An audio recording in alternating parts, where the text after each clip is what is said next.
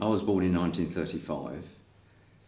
I was called up in October 1953, and like John, I should have finished in October 55, but it was November because I had to go to North Africa, then we came home from there. I got home in November thinking that I'd seen the last of the Middle East, thank goodness.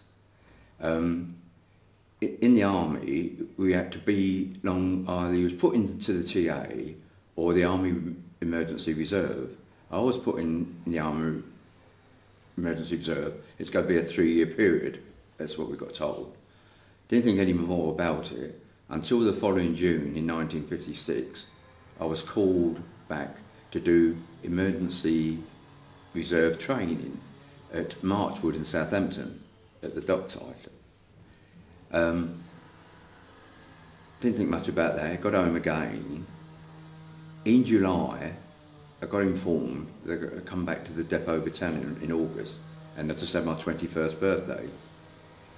And mid-August, I was back in because I was in the Royal Engineers, was back in again, not knowing at that time what was up. We went down there, had more training, and then we were flown out to Cyprus and arrived at, it's the first bit of conflict I suppose, arrived at Nicosia at 4 AM in the morning, and then we was transferred later that day, was going to go to Famagusta to our camp, but around about 12 o'clock they was going to have a meeting in the canteen where people normally ate meals, and I was just about to go there, and a friend of mine said, "I've just brewed up, would you like a cup of tea?" And it was the most fortunate cup of tea I've had, because at the same time we were suffering with the EOKA terrorists, and they had fixed to the chairs where we was going to meet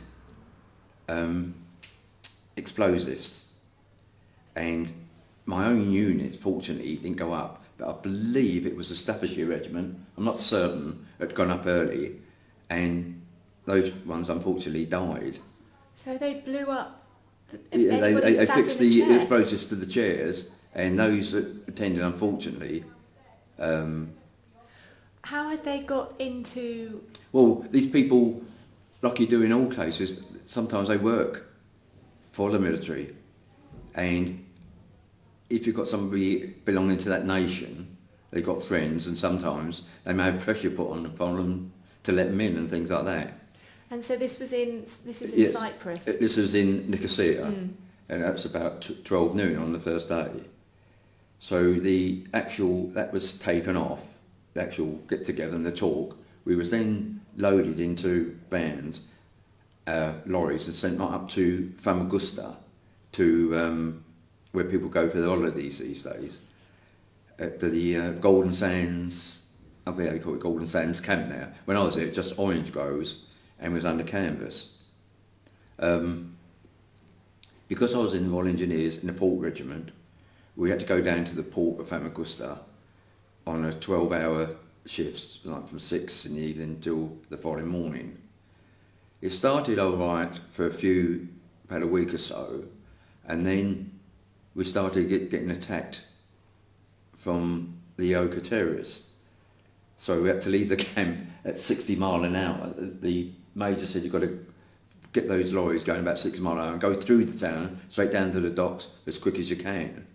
It was quite a frightening, every time we went, you never knew whether it was going to be fired on, or they had these gantries across it from house to house, and it was handy for them to drop things in your lorries if you want. It was a frightening time because you never knew. It's like all terrorism. If you're fighting an army and you know they're in front of you, you know they are. Terrorism do not fight like that. They could be behind you, sideways, on top of you, underneath you. So it's a frightening time.